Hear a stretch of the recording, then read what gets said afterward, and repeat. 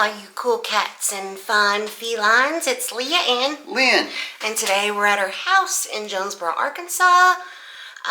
We're gonna go and do something that'll be a treat for all you Elvis fans. So, Lynn, what are we gonna do? Get into the groove. Ladies and gentlemen, Miss Betty Kraft.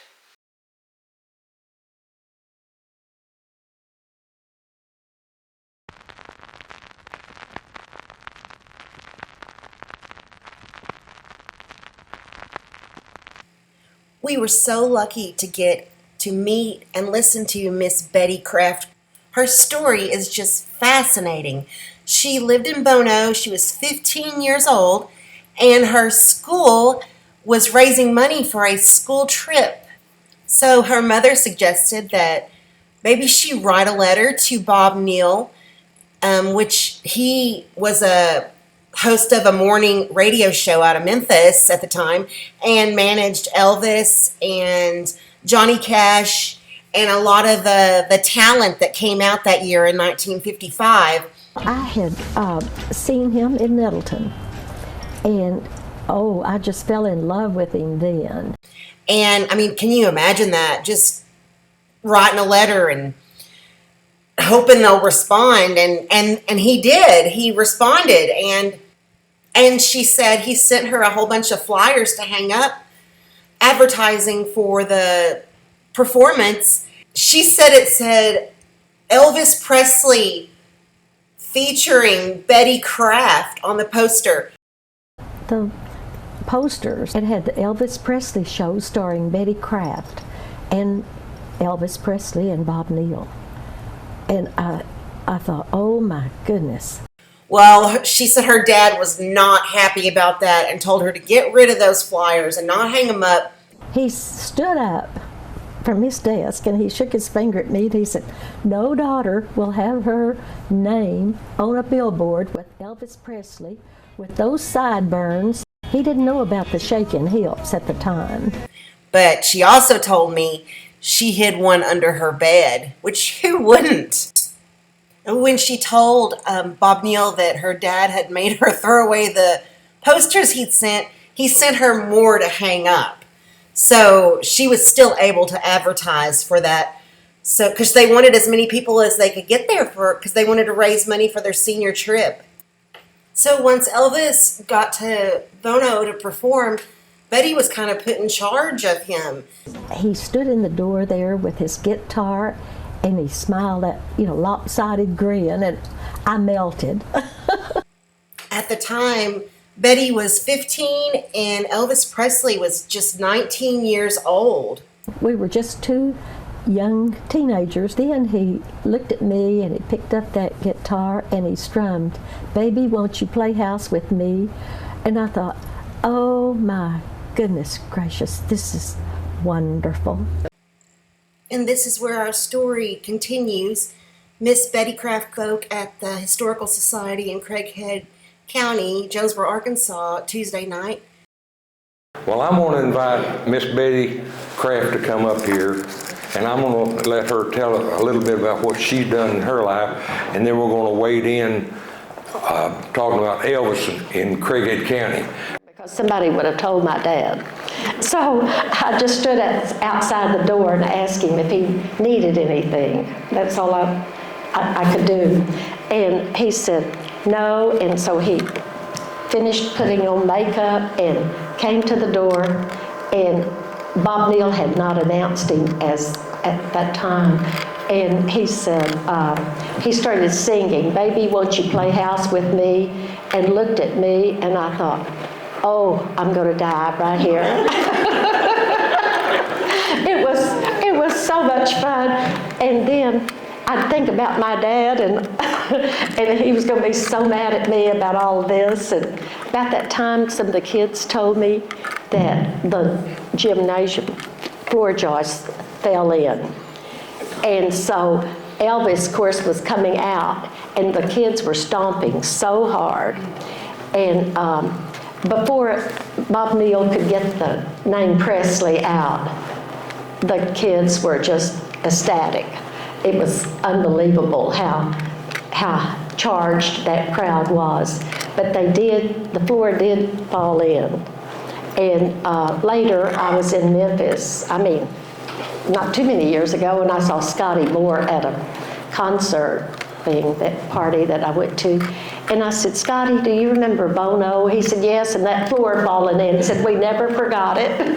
So that was a memorable thing for them. And anyway, we made so much money that night that we were just, in high heaven. I think that our part was like $1,200 or $1,400, and that was a lot of money. I don't know what it would be equal today, but quite a lot. And so Elvis left. The show was over, and it was just such a come down that I laughed and told somebody I was a cheerleader, and I said state tournament was boring after that. That had been the biggie in Little Rock. But anyway, then we had done so well on that show, and we wanted to make a little more money. We had 20 kids in our class. And so I called Bob Neal back, and I said, could you, I saw him, because after that, he and his wife became so close to me, and they didn't have a daughter, but they had the 3 boys, that they just took me under their wing. And they'd call me and tell me to come over to the shows and hang out backstage with their sons and them and Elvis. And so anyway, we became pretty close. So I said, could you bring Elvis back? And he said, no, he's signing up with Ed Sullivan. And so he said, but I will bring Johnny again, and Roy Orbison and Carl Perkins. And so he brought them over, and again, we felt like we were rich. We made $800 that time. And so we graduated from high school with, I think we were the richest class that had ever graduated, and we all could go to Florida and have $20 to spend. That doesn't sound like much today, but anyway, that's kind of the highlight of the Elvis story. I hope that it hasn't bored you or anything.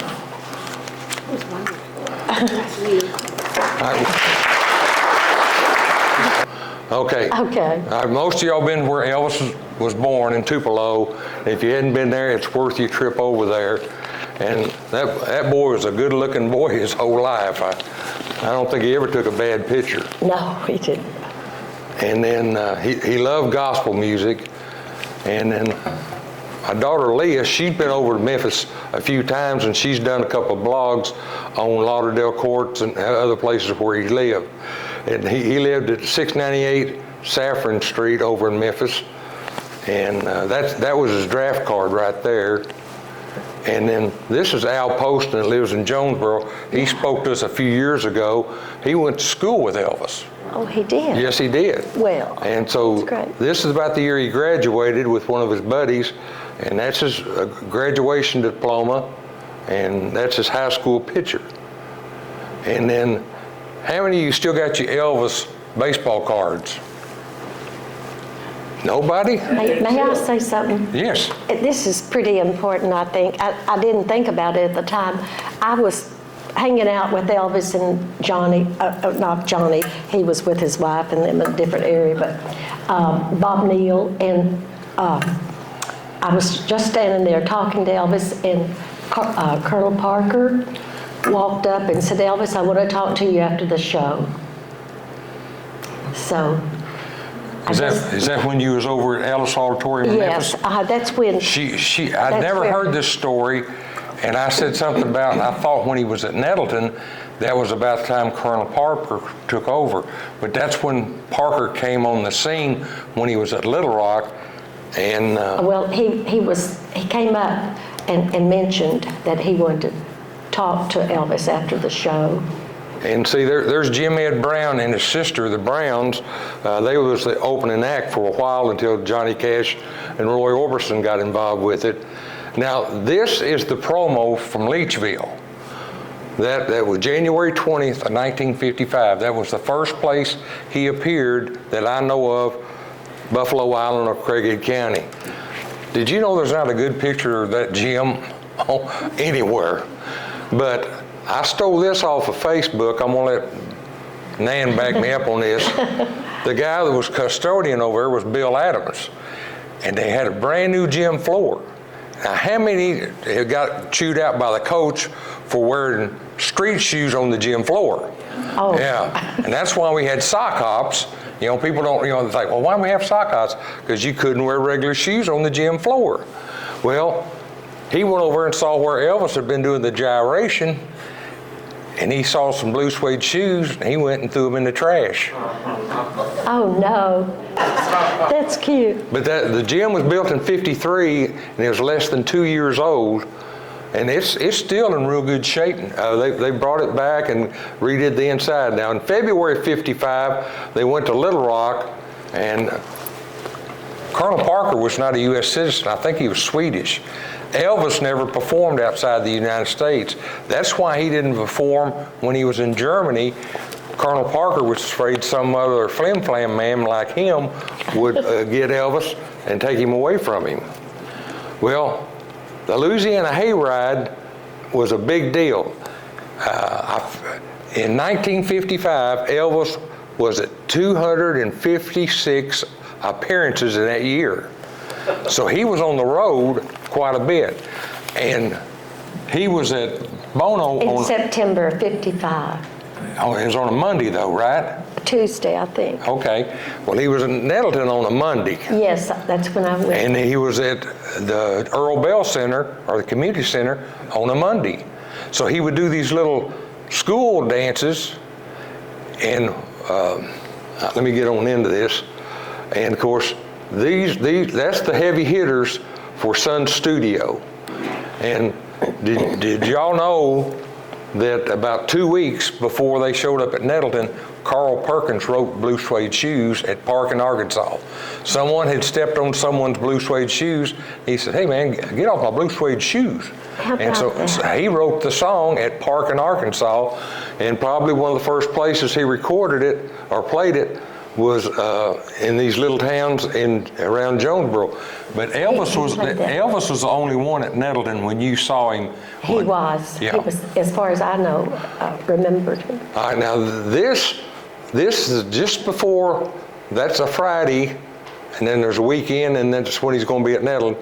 And here it is, 50 cents for children at Dermont.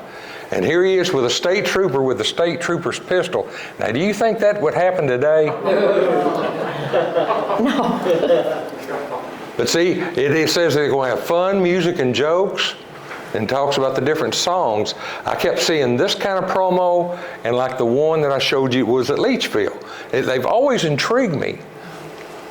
All right, now this is the trooper's son wrote this, authenticating the picture and everything, and how his dad was proud that he met Elvis and remained friends with him for a long time.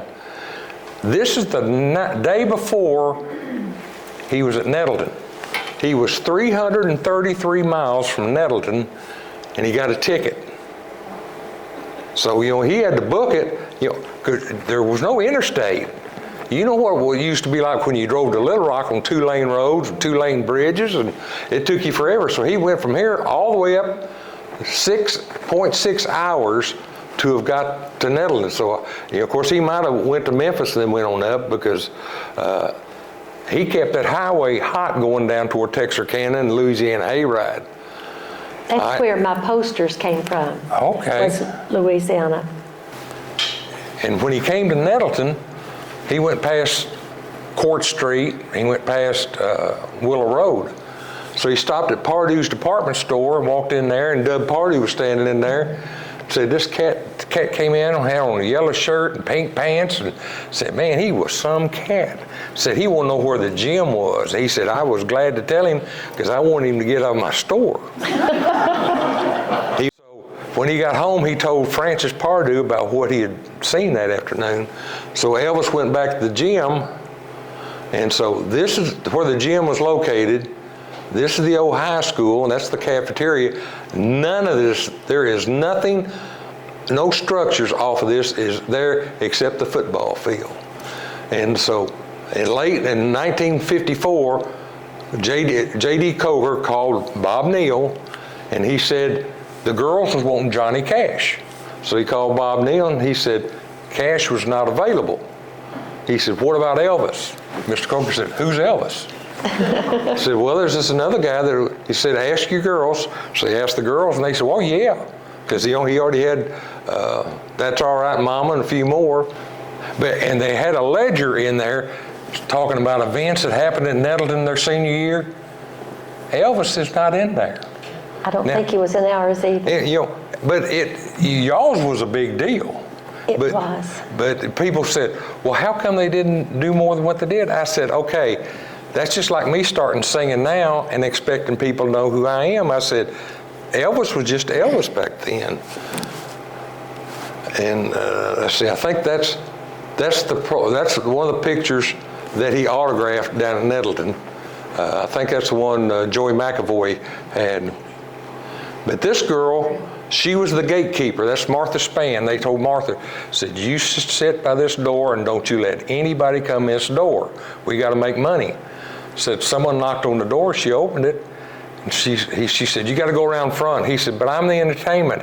She said, I don't care if you're the good Lord. You're going the front door, because the principal and the sponsor said, everybody goes to the front door. He said, yes, ma'am.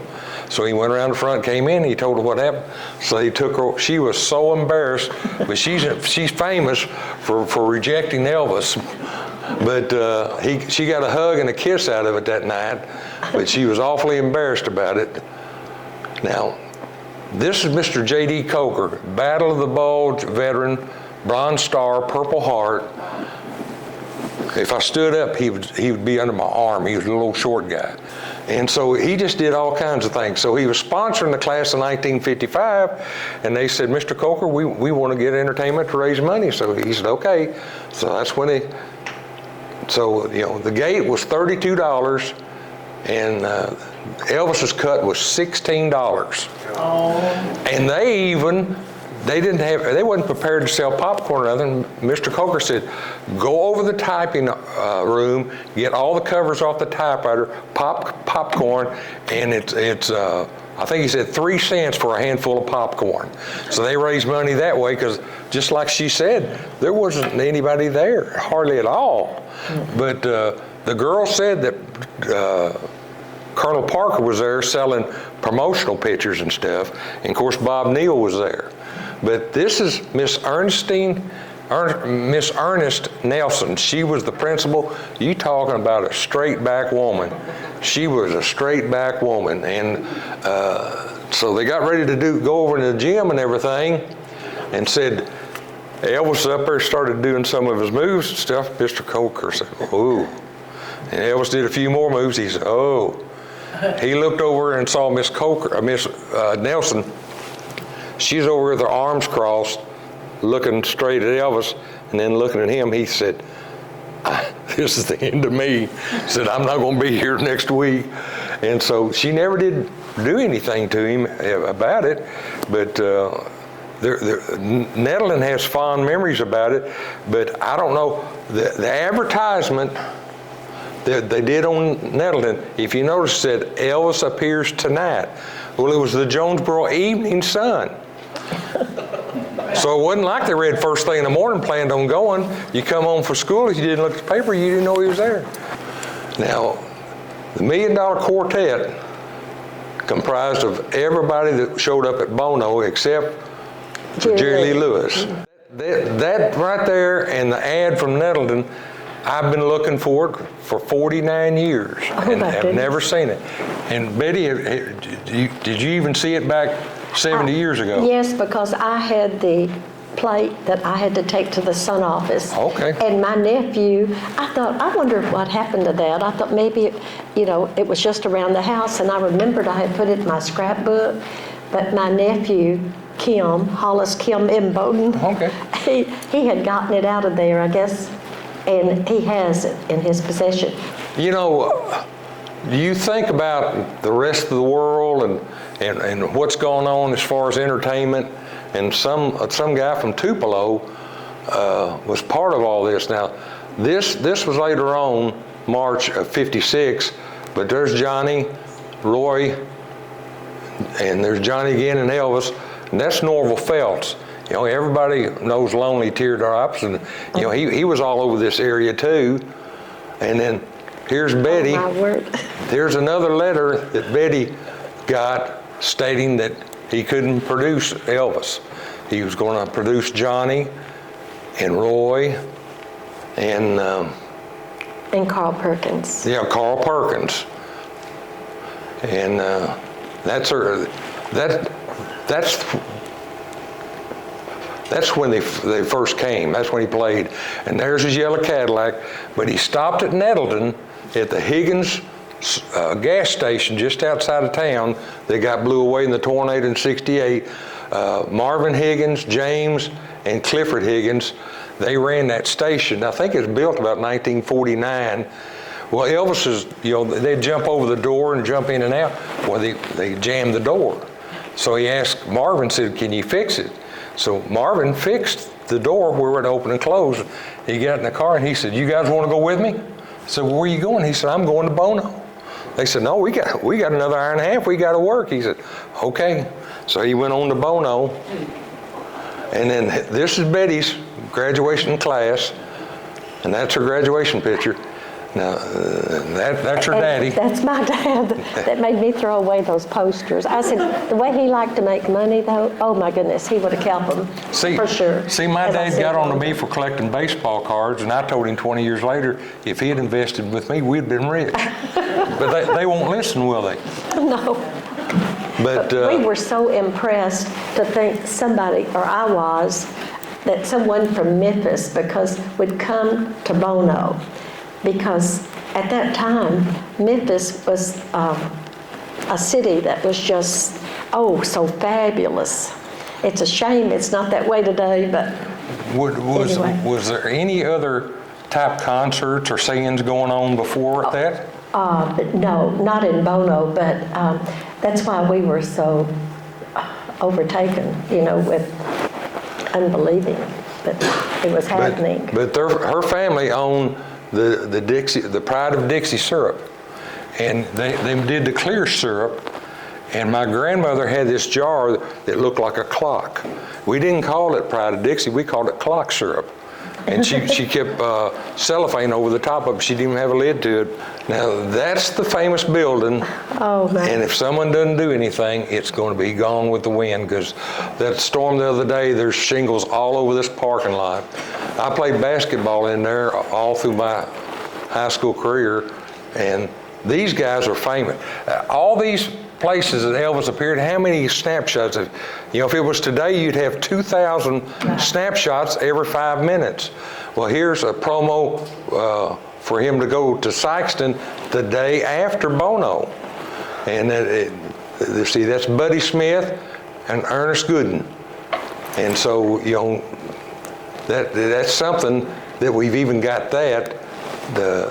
After Elvis went on to better, this was on his Bob Neal's letterhead, Carl Perkins, Johnny Cash, Warren Smith, Eddie Bond, Roy Orbison, and Jack Earls.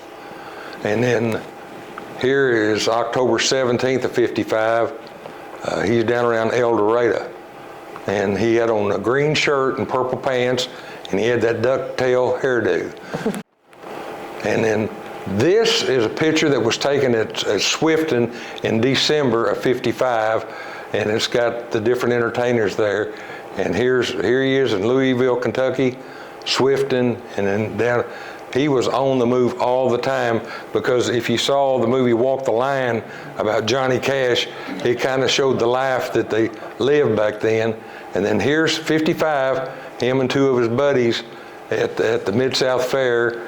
And here he is at the Silver Moon in '55 signing autographs. You know, I just thought of something.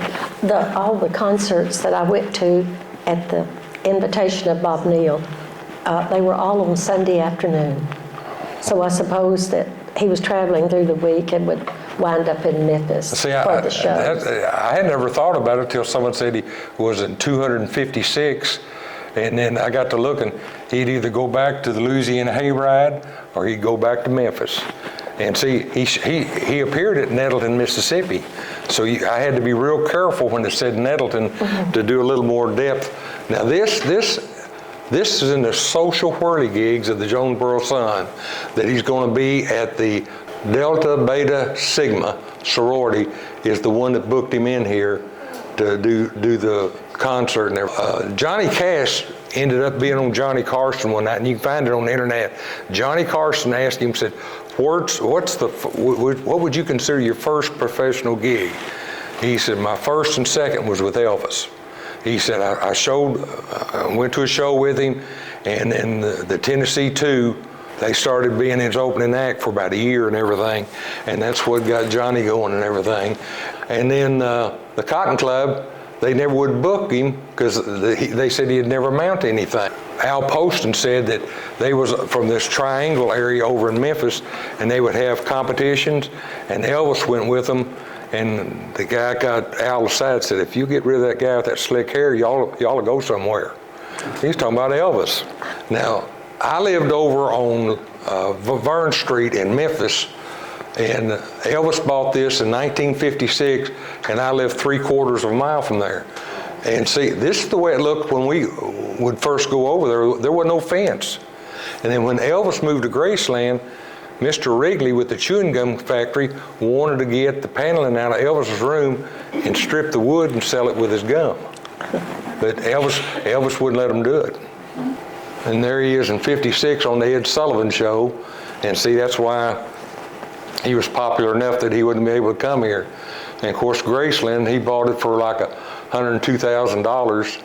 And one year, it was on his birthday, we was going to drive by Graceland, and he was walking down the driveway with a red shirt and black pants. You talking about a slick looking dude. He sure looked good.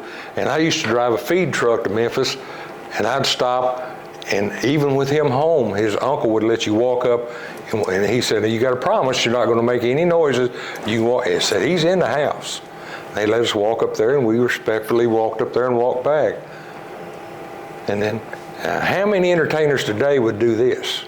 Answer the call of the government. For real.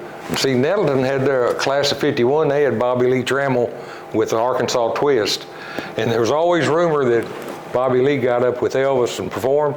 I asked Bobby, he said, no, I never did. Teresa and I have still got our tickets to the last concert that he had at the Coliseum. We saw him in, was it 74, 75 we went to see him? See, this telephone operators, that's the switches, that's the lines. I had tickets to see the last concert. And then one of my bosses wanted me to sell her tickets, and I wouldn't do it. She came over, made my position busy, and she said, Elvis died. I said, I don't care what you say, I'm not giving you my tickets. But when it snowed, everybody pick up the phone on their side of town and say, is it snowing in your house? Yeah, pick up the phone, snowing they build the phone system to utilize 30% off hook at a time. Well, that puts about 50, 60, and it locks the office up. When Elvis died, there's Memphis, it locked up all the offices within 75 miles of them. You could not make a call. And Rick, I tell you this, Billy Joe Emerson's ambulance driver called Billy Joe and told Billy Joe that Elvis had died. Billy Joe called Bob Trout. They broke the word on the UPI that Elvis died in Jonesboro, Arkansas. I mean, the announcement was made in Jonesboro, but isn't that right, Rick? Yeah, it was Steve Dozier and Tim Cuddy. Okay. Had made a trip to the Baptist Hospital. And I don't know if y'all ever been in, for any reason, in the old hospital there on Madison and Union. Took up the whole city block. But it was, and I made many trips over there in my work before they moved on out on Long Road. But when you went into the ER then, it was only one road in. It was not a circle, because they had a big oxygen tank was right there that supplied the whole hospital with oxygen. But it was one way in and one way out, and they went in there to take a patient. They delivered their patient, but it was only to the ER.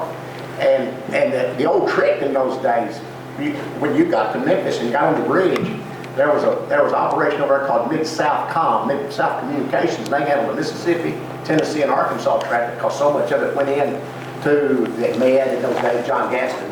But all the hospitals were right there, the VA, Methodist, Baptist, and the John Gaston, and they wanted you off the air.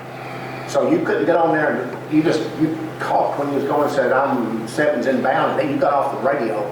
So what you did is you called the old trick was, you asked for yourself, person to person. In this case, Steve Dozier called, operator, I'm going to call person to person to this number, 55577, and for Steve Dozier. Well, BJ picked, and while Steve was on the phone talking to the operator, Memphis ambulance brought Elvis in coldly, doing CPR. And Steve moved back against the wall. Those cords were as long as from here that wall, because they had a bank of phones there. I've used them many times. And you just took the phone and you could walk to about 5 or 6 yards right there. And Steve, they said, get out of the way, get out of the way. Well, he stretched the phone and he turned around and run back across the room. And Steve said, if I hadn't backed up another inch or two, the wheels would have run over me. And there was Elvis. They were doing CPR, and he was assistant. He was perfect. And he told BJ, he went ahead and took the call. And he said, you're not going to believe this, but Memphis ambulance just brought Elvis in here. And he said, are you sure? He said, yeah, I'm sure. I got put into the room with him. And they bumped me out. BJ turned and called John Trout. And John answered, I called him. Jonesboro's son, John Trout answered it. John Trout called the Little Rock AP. Little Rock said, I don't know, I'll call Memphis AP. He called the Memphis desk. They said, no, if he had, we'd known about it. About 2 or 3 minutes, it started backward. Little Rock AP called Jonesboro's son and said, where'd you get that information? They said, Emerson Ambulance in Memphis. They said, AP at Memphis said, something's real. They broke it and gave Emerson the credit.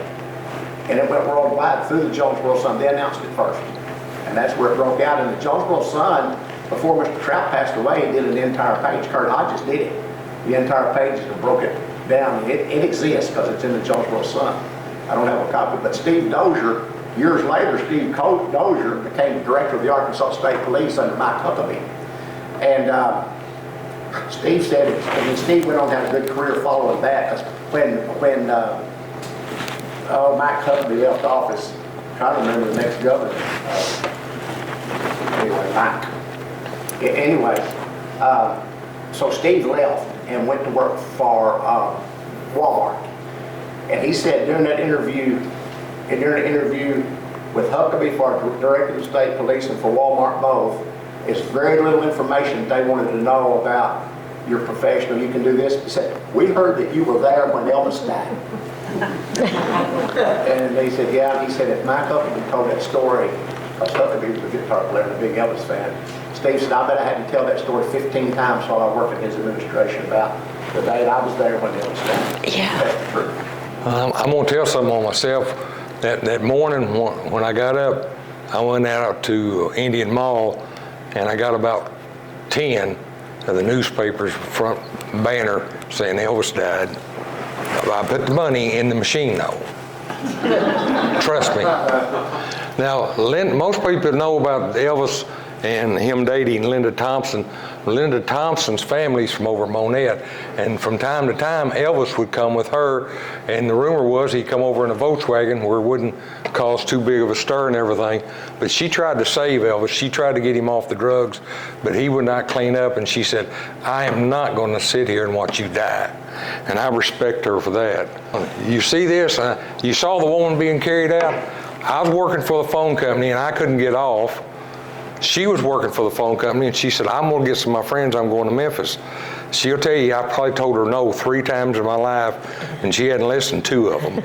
So, but that time she listened, and she didn't go over there. But my uncle's twin sisters went over there. One of them got so hot she passed out. So they let the other twin go with. They took her behind Graceland. They was giving them water and cooling them off, but she got to feeling better. Well, the flyer truck started pulling up, and so they was just carrying in flyers as fast as they can. So they got up, picked up and grabbed flyers. They walked in, viewed the body, went back and got some more flyers, went up, viewed the body. So they got to see Elvis's body in Graceland and everything. And they've set it up real good. It's a tragedy. His grandson's buried there now, and his daughter. I don't believe that. I went to Graceland in 1957 with my aunt. She worked, anybody been to George's Jewelry? That's Brenda that worked for George for years. That's me and my brother. We lived at 539 Lucy. You say, okay, why are you telling me that? Down the street at like 200 Lucy was a house where Aretha Franklin was born. Now, I wasn't there then. She'd already moved up north to Detroit. This girl was from Michigan. She came down to visit us, and there's my aunt and my brother and me, and we walked around Graceland, and this was a wooden fence. It was about 6 foot tall, but there were some tree stumps beside the fence, and it was just short enough that I could see over the top of it. And we started hollering. The girls started hollering for Elvis, so we started hollering for. I was in the 2nd grade, and so this maid came out, and she said, "Well, he's in here. Let me just ask him if he's too busy." She went back in. She came back out and said, "He'll be here in a minute." He came out with the Memphis Mafia, walked over and started. He shook my hand, shook my brother's hand, and said, "You boys doing all right?" I said, "Thank you very much." And so he gave my aunt and the other girl a kiss. And when I meet Elvis impersonators, I tell them, I said, "This is the hand that shook the hand of Elvis Presley." But he didn't have a shirt on. That's basically what he looked like in 1957. But and when my aunt turned 75, this girl had a camera and was going to take a picture of Elvis. And Elvis said, "Let me have the camera and these guys will take a picture of us." Works for me. Well, I never saw the picture. And working for the phone company and doing research, I tracked her down. She was in Hawaii. And I wanted to get a negative of that picture. She don't know what happened to it. She don't know if her sister got it or what. Has anyone got any questions for Miss Betty? Yeah, did everybody pay when they went to Bono? If it was, how many, you got 2,000? I believe it. I'm not sure exactly how many, but I know, I believe when we graduated, we had 2,500, and maybe some of the kids didn't pay. But you made what, 1,200 that night or what? We made close to, let's see, we made 800 for Johnny, from Johnny's show, and the rest of it was from Elvis. But we had so many people, I'm sure some of them didn't pay because when Elvis got there, I left my perch and I started watching his show. So I'm sure some came in, after that. Well, that was just before basketball season, so they had to jump through hoops to fix the gym floor, didn't they? Well, yes, that was another problem with me because my dad was on the school board and I couldn't remember if he'd gotten off of the school board, and I was thinking, this is the most wonderful night of my life, and then I'd think, oh my goodness, my dad's on that school board and he's going to, maybe we'll have to pay for that floor. I didn't know. It's a shame really that, because when I knew Elvis, he was just like every other 19-year-old. I was 15 and he was 19. I mean, it's just talking about water skiing and down on the river and just talk cars, and things that just, it's a shame that what fame sometimes does. Well, I'm glad I got to ride the Pippin at the fairgrounds over at Memphis, knowing that Elvis would rent the whole fairgrounds, and they just ride it time after time again over there. Society is going to make you an honorary Craigheadite. Oh, well, I really am. Again, I'm living here now. So Yeah, that's but you good. go all over the place.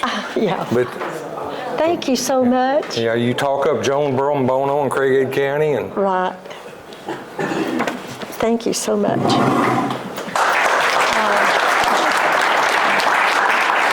Thank you. Wow. What a story. Yeah, she had a great story. So, Lynn, what do you think our viewers should do? If you liked the video and everything Elvis related and travel related, hit the like button. And don't forget to subscribe to Atomic Hive. Hit that notification bell. You'll be notified when we upload new videos. That's right, and we do that every week. So until then, Stay groovy.